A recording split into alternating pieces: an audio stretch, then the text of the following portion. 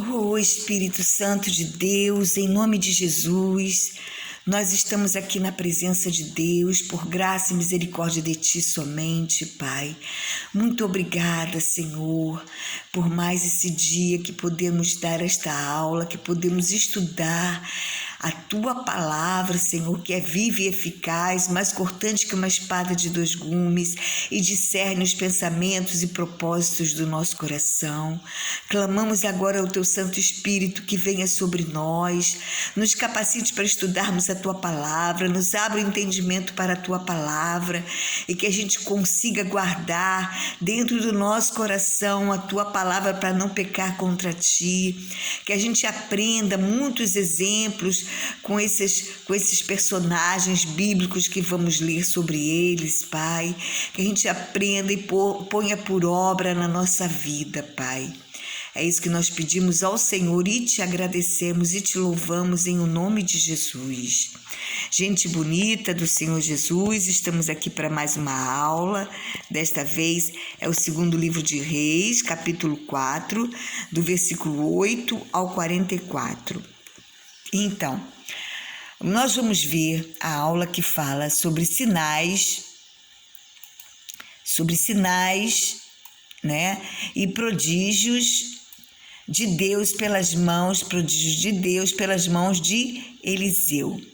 Estamos no reinado, essa passagem se encontra no reinado de Jorão, em Israel, quando também Jeorão estava reinando em Judá. No versículo 8 diz que passou Eliseu por Sunem. Ele estava passando, né, pelos lugares de Israel. Sunem era da tribo de Issacar. E uma mulher rica persuadiu a entrar em sua casa para comer pão. Ela viu algo diferente nele, né? E antigamente, até hoje também, né, não mudou, dar de comer ou beber a um homem de Deus, a uma pessoa ungida do Senhor, era prenúncio de um milagre. Principalmente quando a intenção dessa pessoa, dessa generosidade, fosse apenas agradar a Deus. Porque se fosse interesse próprio, Deus já olhava assim, ela está agradando porque quer algo de mim. Entretanto, essa mulher, ela era totalmente desprovida de ambição, de correr atrás de bênçãos. Ela estava feliz aonde ela estava, onde Deus a tinha colocado. No versículo 9, ela reconheceu que Eliseu era um homem santo, né? Que ela fala assim para o seu marido, no versículo 9. No versículo 9 ela fala assim para o seu marido. Peraí, eu estou no 4. No versículo 9 ela fala assim para o seu marido. Ela disse a seu marido: vejo que este que passa sempre por nós é santo homem de Deus, quer dizer, o Espírito Santo revelou para ela, certo? Aí no versículo 10, ela fala: façamos-lhe, pois, em cima um pequeno quarto, obra de pedreiro, e ponhamos nele uma cama, uma mesa e uma cadeira, e um candelabro. Quando ele vier à nossa casa, retirar-se-á para ali. Um dia, vindo ele para ali, retirou-se para o quarto e se deitou. Então disse ao seu moço Eliseu: Geazi, chama a esta sunamita. Chamando a ele, ela se pôs diante do profeta. Ele tinha dito para Geazi: eis que tu tens, para dizer para ela assim, eis que tu tens nos tratado com muita abnegação. Que se há de fazer por ti? Haverá alguma coisa que se fale a teu favor ao rei ou ao comandante do exército? Ela respondeu: habito no meio do meu povo. Só com essa palavra já dá para ver quem ela era.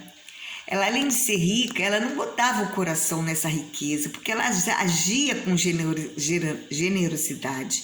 Ela mandou fazer um quarto, obra de pedreiro, quer dizer, não era um quarto provisório, era um quarto permanente, um quarto de pedreiro, que de obra, né, de pedreiro, quer dizer, de alvenaria, que tinha mesa, cadeira, lâmpada. Isso, ela deu a entender que os profetas daquela época estudavam, né, em casa, né, no seu trabalho. Quando passava pelos lugares, ele estudava também, levava a Torá consigo para se basear na Torá para poder exercer a lei, né? Aí um dia, deitado, Eliseu mandou que Jesus chamasse a mulher sunamita. Então ele perguntou se ela queria algum favor, que ele pudesse interceder ao rei por ela. Sabemos que esse rei aqui era aquele Jorão, né? Filho de Acabe. Já que ela se dedicava, ela tratava eles com dedicação, sem nenhum interesse. Olha, sem nenhum interesse. E ela provou isso quando disse: habito no meio do meu povo. Ela morava feliz, ela morava muito feliz, certo? Ela morava muito feliz e contentamento, conforme o apóstolo Paulo falou para a gente viver. E ele vivia, ele falou: aprendi a viver com contentamento em toda e qualquer situação. E essa mulher também vivia assim, feliz em toda e qualquer situação, né? Ela não queria pedir a Deus nada. Ela achava que não precisava de mais nada, que estava tudo bem, né? Que ela vivia com o coração agradecido. Que exemplo ela deixa para nós, né? Que muitas vezes nunca estamos satisfeitos com o que já temos. Sempre estamos querendo mais, né? Tem muitos de nós assim, né? Sempre queremos mais alguma coisa. Geazi lhe disse que ela não tinha filho, no versículo 14 e 15. E ela estava mesmo grata e nada pedia ao Senhor. Ela vivia com gratidão. Ela estava mesmo grata. Aí no versículo 16 ao 18, vamos ler? Versículo 16 ao 18, do capítulo 4 do segundo livro de Reis, que fala assim: disse-lhe o profeta: por esse tempo, daqui a 1 ano, abraçarás um filho. Ela disse: não, meu senhor, homem de Deus, não minta a tua serva. Concebeu a mulher e deu à luz um filho, no tempo determinado, quando fez 1 ano, segundo Eliseu lhe dissera. Entenderam, gente? Ela mesmo não se achava digna. Ela, quando falou: não mente para mim não, porque ela sabia que o marido dela já era velho e tudo. Ela falou: não mente para mim não, eu não estou pedindo nada ao Senhor. Ela achava indigna de receber aquele milagre, já estava tudo muito bom para ela. Eliseu não precisava se esforçar, ela já tinha o bastante para ser feliz, certo? Que exemplo, né? Aí no versículo 18 a 21 diz que o menino nasceu, certo? O menino nasceu, ele cresceu e foi estar com o pai entre os segadores, que estava na época da colheita. Aí ele teve uma forte dor de cabeça. Eu acredito que pode ter sido por causa do sol. O pai o enviou de volta à sua mãe e ela o colocou sentado sobre os seus joelhos. Ela botou ele assim sentadinho nos seus joelhos e tentou, né, acalentar ele. Deve ter dado algum remedinho para ele também, né? A Bíblia não diz, mas deve ter dado algum remedinho para ele. Mas ao meio-dia, o menino morreu. Agravou-se tanto a dor de cabeça que ele morreu, não aguentou. Então, ela, sem desespero, ela teve uma calma muito grande. O levou para o quarto onde estava o quarto de Eliseu, na cama de Eliseu. Ela levou ele para a cama de Eliseu. Aí no versículo 22 a 24, vamos ler, 22 a 24, que fala assim: chamou a seu marido e lhe disse: manda-me um dos moços e uma das jumentas, para que eu corra ao homem de Deus. Perguntou o marido: por que vais até ele hoje? Não é dia de festa, de lua nova, nem sábado. Ela disse: não faz mal. Então ela fez aguardar a jumenta e disse ao moço: guia e anda, não te detenhas no caminhar, senão quando eu te disser. Então, gente, o marido dela era daqueles homens, né, que de repente só achava que viver para Deus era só ir religiosamente uma vez, de vez em quando, para falar com um profeta, para ir ao templo, falar com um homem de Deus, né? Era assim, eles achavam isso. Na realidade, não era nada disso, né? Ela entendia mais que o marido dela, porque ela vivia o sobrenatural de Deus. Ela vivia com contentamento e sabia que existia um Deus que pode fazer todas as coisas e que esse homem de Deus estava lá. E que ela poderia botar o filho na cama onde esse homem de Deus deitava, que algo sobrenatural poderia acontecer. Ela esperava um sobrenatural de Deus, porque ela sabia que a solução do seu problema estava em Deus, estava em quem é representante de Deus.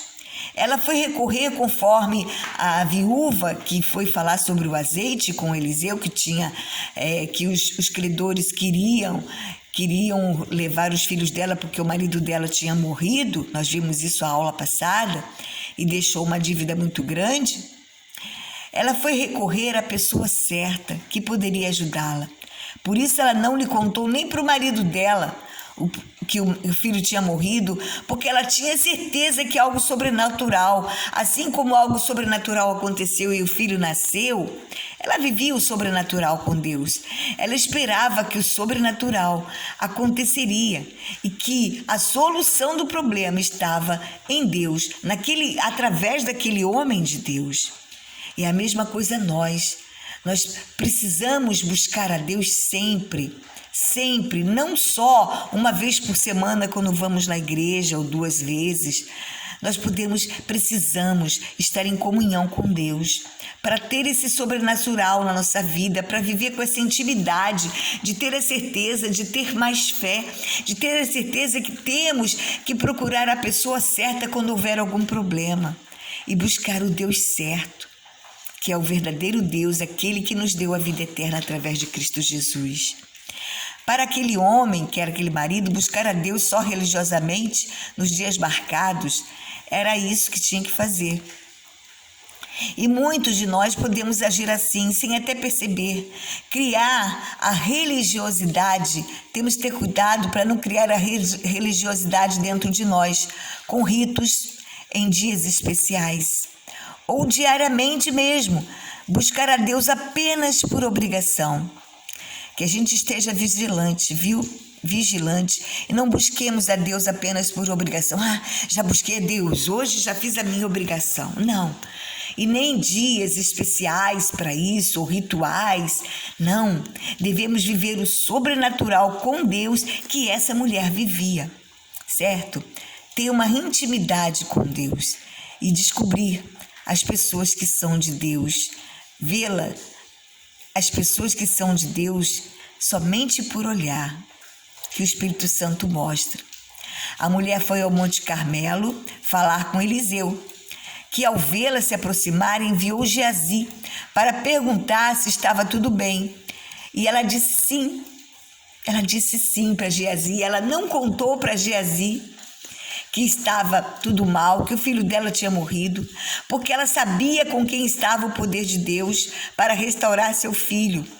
Mas ao chegar a Eliseu, ela se atirou aos seus pés, dizendo que ela tinha pedido para que ele não enganasse a ela, né, concedendo-lhe um filho. Ela disse para ele: eu não pedi ao Senhor esse filho, né? Vamos ver aqui. Chegando ela, pois, ao homem de Deus, ao monte, abraçou-lhe os pés. Então se chegou Geazi para arrancá-la, mas o homem de Deus lhe disse: deixe-a, porque a sua alma está em amargura, e o Senhor me encobriu e não me manifestou. Certo? Né? Ela falou assim,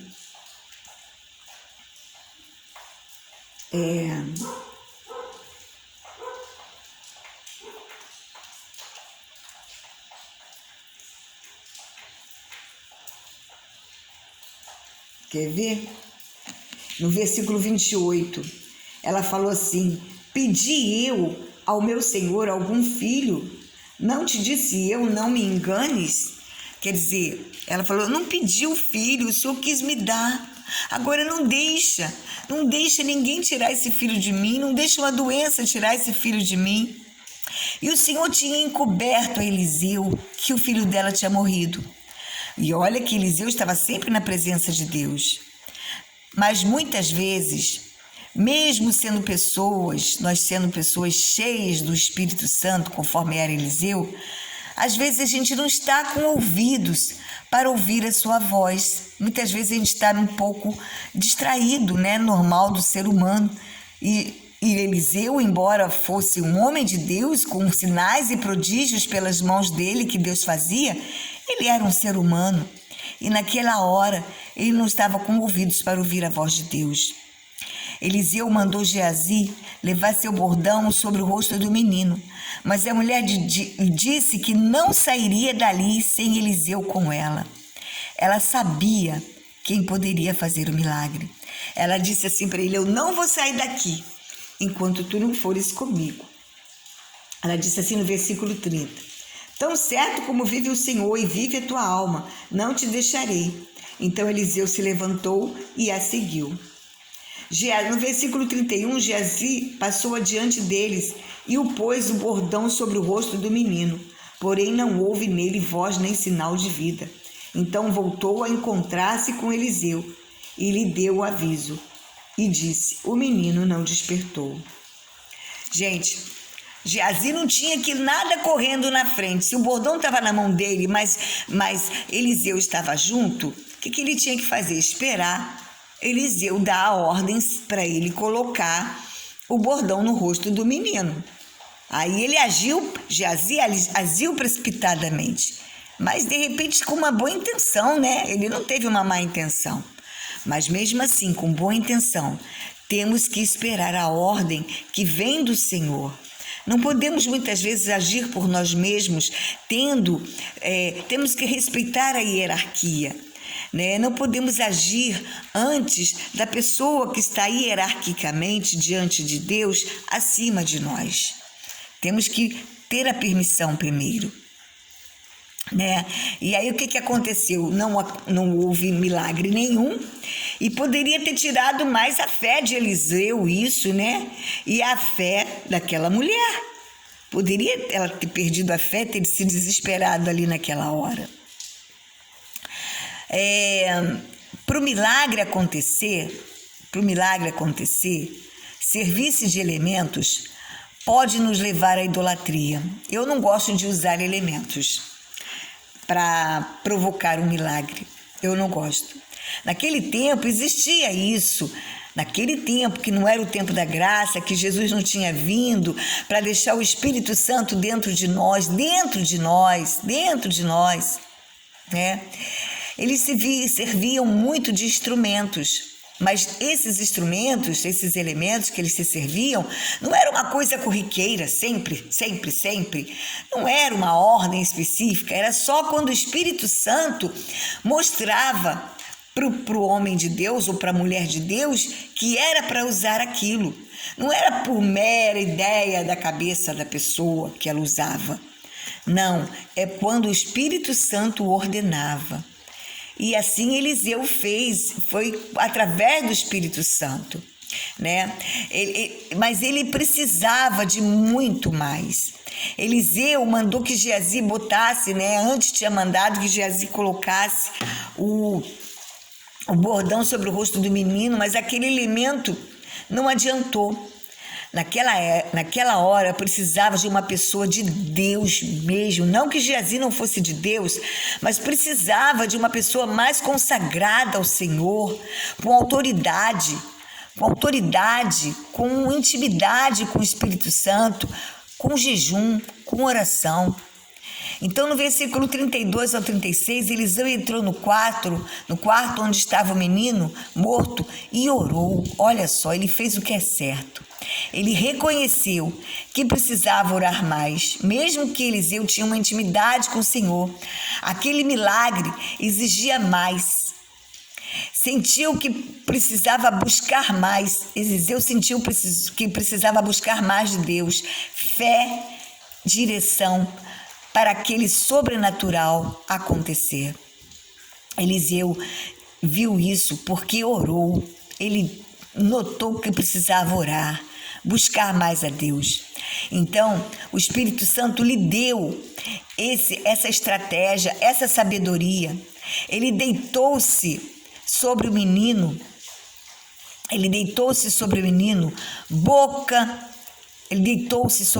boca com boca, olhos com olhos, mãos com mãos, literalmente. E aí a carne do menino aqueceu. Não que o corpo de Eliseu tinha algum poder, mas o Espírito Santo em Eliseu estava transmitindo vida para aquele menino. Transmitindo vida. O Espírito Santo, naquela hora, levou Eliseu a fazer isso. Não que a gente tenha que fazer isso para que um morto ressuscite.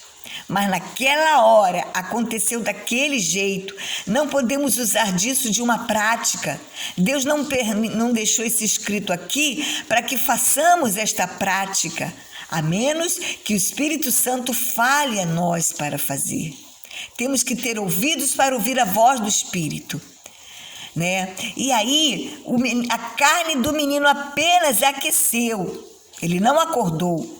Então ele sentiu que precisava mais.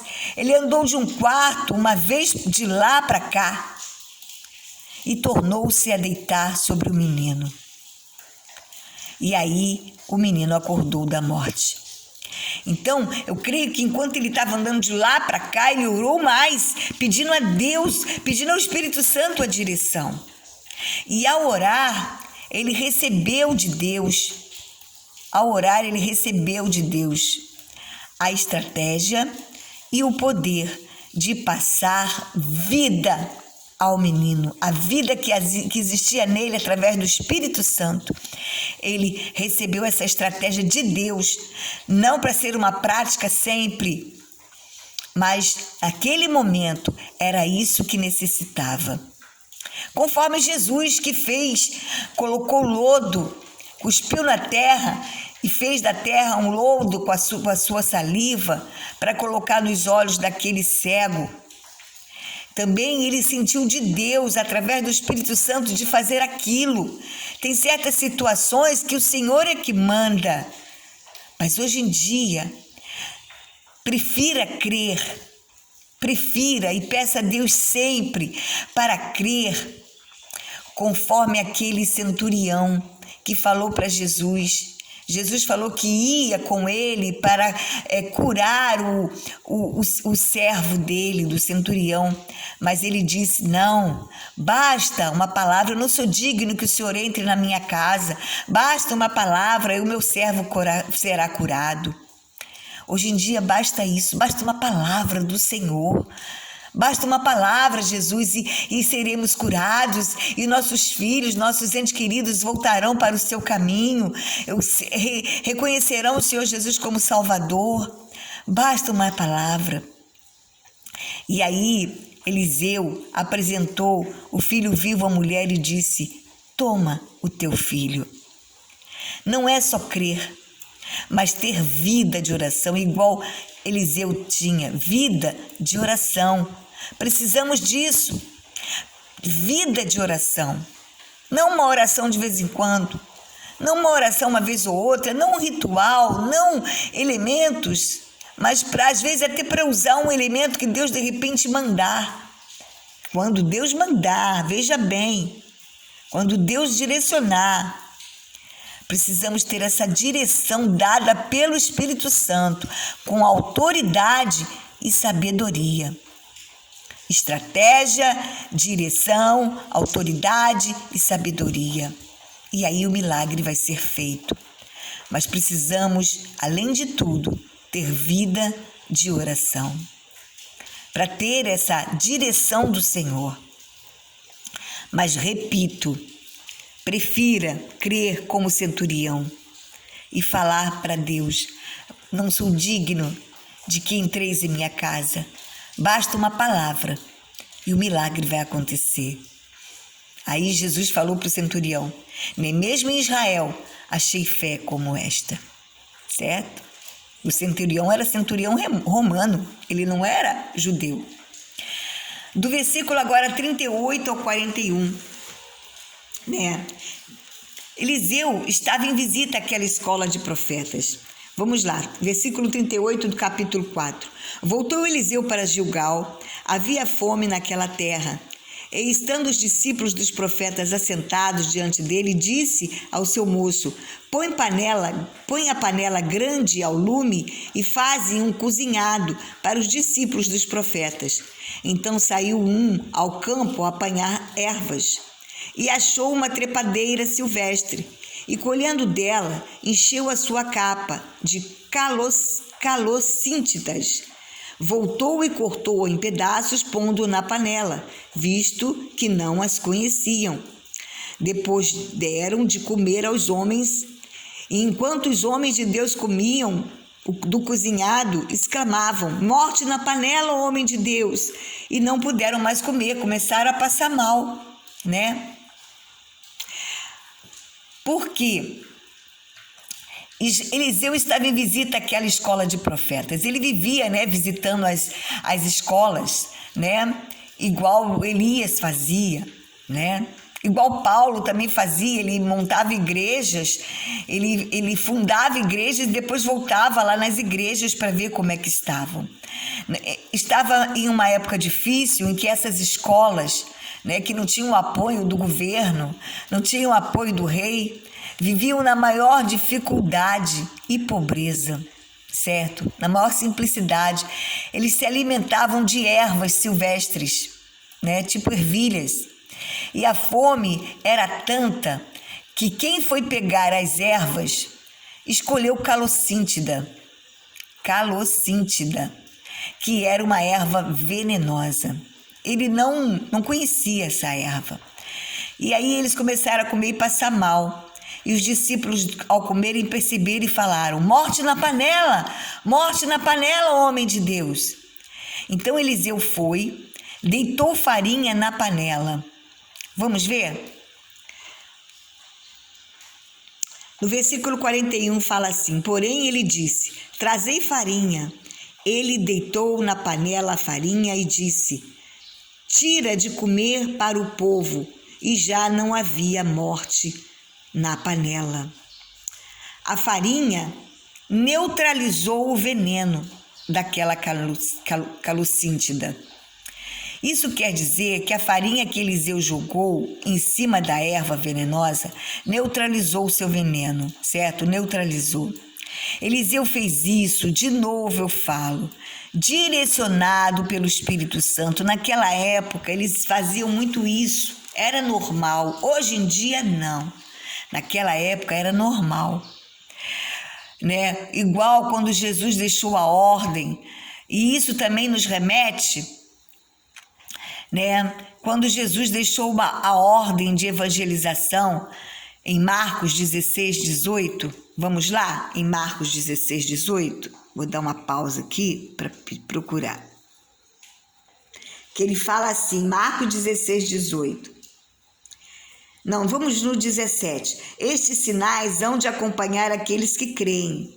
Em meu nome expelirão demônios, falarão novas línguas, pegarão em serpentes, e se alguma coisa mortífera beberem, não lhes causará mal. Se impuserem as mãos sobre os enfermos, eles ficarão curados. Viu? Então, é isso que aconteceu. Ali estava Eliseu representando Jesus. Naquela época, Eliseu também era um tipo de Jesus, né? E ele teve essa direção do Espírito Santo de colocar aquela farinha na panela, que saberia que aquela farinha neutralizaria o veneno. E a promessa de Deus iria se cumprir, que se alguma coisa mortífera bebessem, não lhe causaria dano. Eles não morreriam, certo? Eles não morreriam. Eu tenho aqui vou ver se dá tempo, acho que dá, de falar um pequeno testemunho Eu fui morar em Minas Gerais quando meus filhos tinham 15 anos, mais ou menos, 14 anos. Eu tenho 3 filhos. Fui morar por uma necessidade em Minas Gerais, que meu marido foi para lá e nós fomos. E aí a gente estava numa dificuldade muito grande, muito difícil. Eu não tinha móveis na minha casa, meu marido tinha uma mercearia. E aí eu levava da mercearia as coisas para casa. E estava muito calor e eu levei dentro de uma bolsa, eu tinha uma bicicleta. E dentro dessa bolsa botei a bicicleta no guidão da bicicleta. Essa bolsa no guidão da bicicleta. E dentro dessa bolsa tinha uma garrafa térmica com água geladinha. Para que eu levasse para os meus filhos beberem. E aí eu chegando lá, só que a garrafa foi batendo dentro da bolsa, né? E aí eu chegando lá, assim que eu cheguei, as crianças, a primeira coisa que fizeram foi pegar daquela água geladinha e botaram no copo. E aí, quando eles botaram no copo, começaram a beber, eu fui e botei também. E quando eu já peguei, já estava mais no fim da garrafa, né? Eu vi que fez um barulhinho assim de vidros caindo. O vidro da garrafa tinha quebrado. E meus filhos já tinham bebido daquela água. Eu não cheguei a beber, mas os meus filhos já tinham bebido daquela água. Gente, não bebe, porque os vidros quebrou dentro da garrafa. Está com vidro, essa água. Aí, meu Deus, vocês já beberam? Temos que ir para o hospital correndo. E eu desesperada. E o meu filho mais velho, que hoje em dia ele é pastor Luiz, pastor auxiliar da igreja, Igreja Jardim Tropical, Igreja Batista do Jardim Tropical, lá de Nova Iguaçu, pastor Luiz. Ele falou assim, ele tinha apenas 13, 14 anos, por aí assim, e ele falou assim: não, mãe, lembra que Jesus disse que se alguma coisa mortífera bebêssemos, que não nos causaria